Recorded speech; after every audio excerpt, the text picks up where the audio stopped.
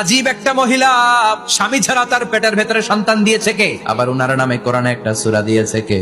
সূরাতুল মারইয়াম। উনার নামেও সূরা, উনার ফ্যামিলির নামেও সূরা। উনার আব্বার নাম ইমরান, মায়ের নাম হান্না বিনতে ফাখুজ। উনাদের ফ্যামিলিটা আল্লাহর কাছে এত প্রিয়, আল্লাহর একটা সূরা দিলেন ইমরানের পরিবারের সূরা। কোন সুবহানাল্লাহ। উনার মা হান্না বললেন, আল্লাহ আমার পেটে ছেলে না মেয়ে আমি জানি না। যখন মারিয়াম পেটে, আল্লাহ ছেলে হোক মেয়ে হোক বাইতুল মুকাদ্দাসের খাদেম হিসেবে তুমি কবুল করে নাও। আমার পেটে যা আছে তোমার জন্য মানত করে দিলাম। কিন্তু ভূমিষ্ঠ করার পরে দেখে মাইয়া, ভাবছিল ছেলে, ছেলে হইলে খাদেম হবে, এখন মেয়ে। আল্লাহ বলে চিন্তা করো না, সাধারণ মেয়ে না, ওয়ালাইসা যাকারু কাল উনসা, এটা এমন মেয়ে কোন ছেলেরাও এই মেয়ের মতো হতে পারে।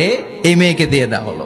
বাইতুল মাকদাস ইসলামের সর্বশ্রেষ্ঠ তিনটা মসজিদের একটা। এই বাইতুল মুকাদ্দাসের খাদেমা ছিল উনি। মসজিদ ক্লিন করতো আর ইবাদত করতো, ইবাদতে মশগুল হয়ে থাকতো, পাগল পাড়া হয়ে থাকতো, চক্ষু বন্ধ করে আল্লাহর কথা স্মরণ করতো। মর্যাদা আল্লাহ এত বাড়িয়ে দিলেন, আনসিজনাল যত জান্নাতি ফল সব সামনে এসে হাজির হয়ে যেত।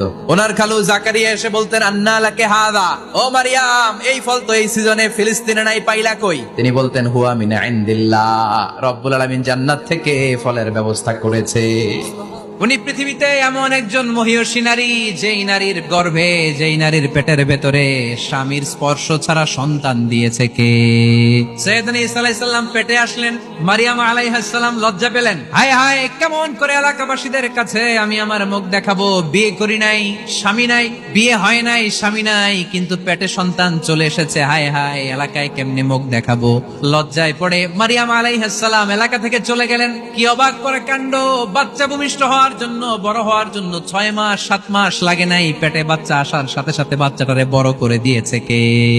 সাইয়েদাতুনা মারিয়াম আলাইহিস সালাম এবার বসে পড়লেন, বসতে আরম্ভ করলেন। প্রেগন্যান্সির পেইন উঠেছে। হঠাৎ করে পেট থেকে বাচ্চা ভূমিষ্ঠ হয়ে যাওয়ার পরে উনি কাঁপতে আরম্ভ করলেন। ক্ষুধার চোটে খাবার কিছু নাই, সামনে ঝরনা, উপরে একটা খেজুর গাছ। সাইয়েদনা ঈসা আলাইহিস সালামকে কোলে নিয়ে মারিয়াম আলাইহিস সালাম মনে মনে ভাবে, হায় রে, কেউ যদি একটু খেজুর পেড়ে দিত, এই ক্ষুধার মুহূর্তে আমি খেজুর খেয়ে পেটের ক্ষুধা নিবারণ করতাম। রব্বুল আলামিন মারিয়ামকে উদ্দেশ্য করে আয়াত নাজিল করে দিলেন, হুজ্জি ইলাইকি বিজিযআইন নাখলা। এর মানে হচ্ছে, মারিয়াম কেউ পেড়ে দিবে না, একটু কষ্ট করে হাতটা উঁচু করে খেজুরের ডালা ধরে ঝাঁকুনি মারো, টসটসে কাঁচা পাকা খেজুর নিচের দিকে পড়বে, তারপর তুমি তুলে খাবে। সুবহানাল্লাহ পড়েন। আল্লাহ চাইলে অটোমেটিক্যালি কারামাত হিসেবে খেজুরগুলো নিচে ফেলতে পারতেন না? খেজুরগুলো অটোমেটিক্যালি নিচের দিকে পড়ছে, পড়ে নেই। আল্লাহ শিক্ষা দিয়েছে, যেই পরিস্থিতিতে থাকো না কেন, তোমাকে শ্রম ব্যয় করে কষ্ট করে তোমার উপার্জন করতে হবে, রিজিকের বন্দোবস্ত করতে হবে। চিল্লায় বলেন ঠিক কিনা?